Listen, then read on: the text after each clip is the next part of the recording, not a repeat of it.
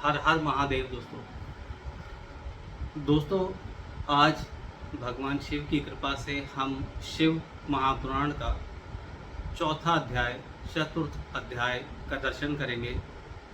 तृतीय अध्याय में हमने चंचुला और बिंदुक की कथा सुनी थी, जिसके अंत में जब चंचुला शिव की कथा को सुन लेती है और शिव मंदिर में ब्राह्मण के पैरों में पड़ जाती है, उसने जीवन भर जो पाप किए थे वो उसके आंखों के सामने आने लगे थे।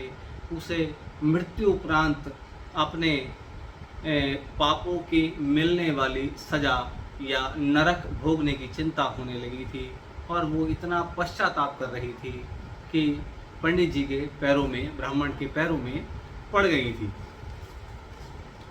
अब जब ब्राह्मण से उन्होंने बहुत विनती की, ब्राह्मण पत्नी चंचुला बोली कि हे ब्राह्मण, आप ही मुझे तार सकते हैं, आप मेरे गुरु हैं, आप ही मुझे शिव कथा के श्रवण से, शिव कथा सुनाकर या किसी भी तरीके से मुझे मोक्ष की प्राप्ति करा सकते हैं। वो अपने पापों को याद कर करके इतना घबरा रही थी, इतना ज़्यादा डर रही थी। तब ब्राह्मण ने कहा, क्या तुम्हें बस सच में ये वास्तव में पश्चाताप हो रहा है? तब ब्राह्मण पत्नी बोली कि मैं आपको दिल चीर के नहीं दिखा सकती, मैं बता नहीं सकती कि मुझे कितना पश्चाताप हो रहा है। आज मुझे कुछ भी करना पड़े मुझे बताइए, मैं आपकी शरण में आ गई हूँ। मैं आपके चरणों को तब तक नहीं छोड़ूंगी जब तक मुझे इस पाप मुक्ति का रास्ता आप नहीं बताएंगे। तब ब्राह्मण बोले कि हे चंचुला, व्यक्ति जब कोई भी पाप कर्म करता है तो पाप कर्म करने में के पाप कर्म के अनुसार उसका प्रायश्चित भी बताया गया है।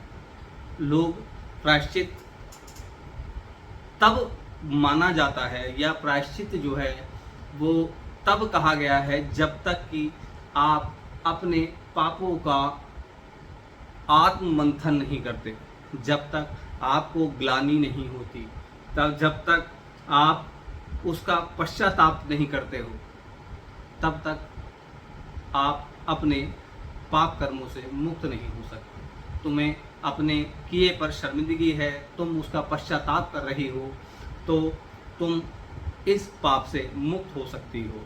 शिव पुराण, शिव कथा, भगवान शंकर एक ऐसे हैं जो हर प्रकार के ब्रह्म हत्या तक का दोष को हम शिव पुराण सुनकर या शिव का वंदन करके हम उससे मुक्त हो सकते हैं। इसके बारे में आगे भी बहुत सारी कथाएं हैं। इतना कहकर उन्होंने चंचुला को काफ़ी संतावना दी, उन्हें समझाया। उसके बाद चंचुला उनके साथ वहाँ रहकर उसने वैराग्य धारण कर लिया। तब से वो बिल्कुल सादा रहने लगी और रुद्राक्ष की माला धारण करने लगी, भस्म को अपनी देह पे लगाने लगी और शिव की भक्ति में अल्प आहार करके शिव की भक्ति में रमण हो गई और ब्राह्मण द्वारा कही गई शिव पुराण का श्रवण करने लगी। वो नित्य प्रतिदिन शिव पुराण का श्रवण करती, शिव भक्ति करती और जब भी उसे समय मिलता, जो जो विधि ब्राह्मण देव द्वारा बताई जाती वो उसको किया करती थी।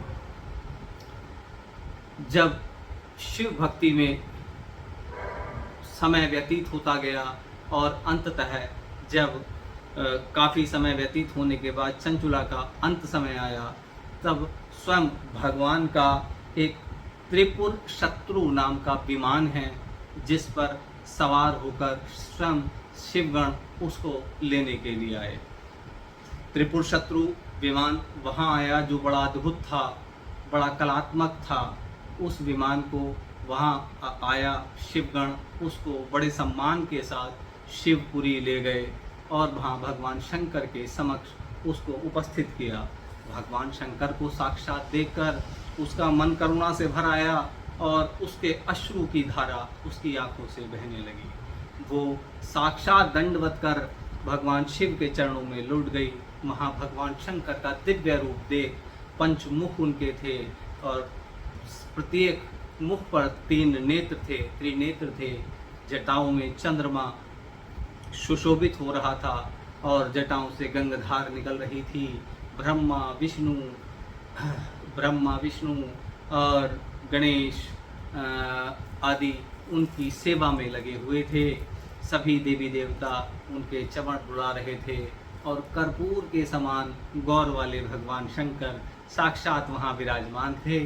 उनके वाम अंग में गौरा विराजमान थी और उसको देखकर चंचुला साक्षात दंडवत वहाँ पर हो गई। इस पर भगवान शंकर और माँ पार्वती उस पर बहुत प्रसन्न हुए। माँ पार्वती ने चंचुला की करुणा को देखकर चंचुला के सारे पापों को, उसे पाप से मुक्त किया और उसे अपनी दासी का, अपनी सहेली बना लिया, इसे अपनी सखी बना लिया और अपने साथ रख लिया। इस चौथे अध्याय में यहीं तक बताया गया है। तो भगवान शिव की इस शिव पुराण का चतुर्थ अध्याय समाप्त होता है। हर हर महादेव।